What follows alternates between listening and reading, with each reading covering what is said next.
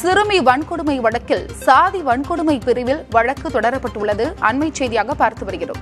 உடுமலைப்பேட்டையில் சிறுமி வன்கொடுமை செய்யப்பட்ட விவகாரத்தில் சாதி வன்கொடுமை தடுப்பு பிரிவில் வழக்கு தொடரப்பட்டுள்ளது. 2 சிறுவர்கள் உட்பட 7 பேர் மீது சாதி வன்கொடுமை பிரிவில் வழக்கு தொடரப்பட்டுள்ளது.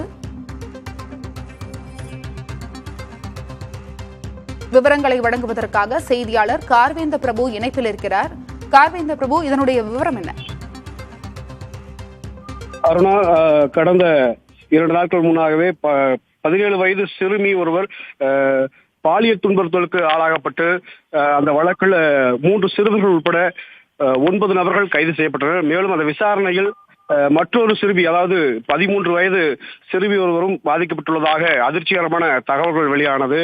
மேலும் அந்த 17 வயது சிறுமி 4 மாத கர்ப்பம் என்ற அதிர்ச்சிகரமான தகவல் கூடுதலாக இருந்து இந்த விஷயங்கள் அதிர்வலை ஏற்படுத்தி வந்த சூழ்நிலையில தீவிர விசாரணை என்பதை காவல்துறையினர் மேற்கொண்டு வந்தாங்க.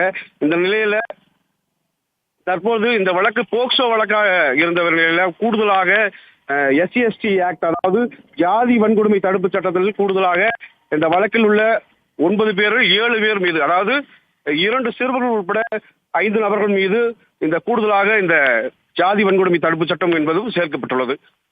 அது மட்டுமில்லாமல் தற்பொழுது காவல்துறையினர் குற்றவாளிகளாக இருந்த 9 பேர்கள் 3 சிறார்கள் தவிர மற்ற 6 பேர்களுடைய புகைப்படத்தையும் தற்பொழுது வெளியிட்டுள்ளார்கள். அருணா, உங்களுடைய விவரங்களுக்கு நன்றி.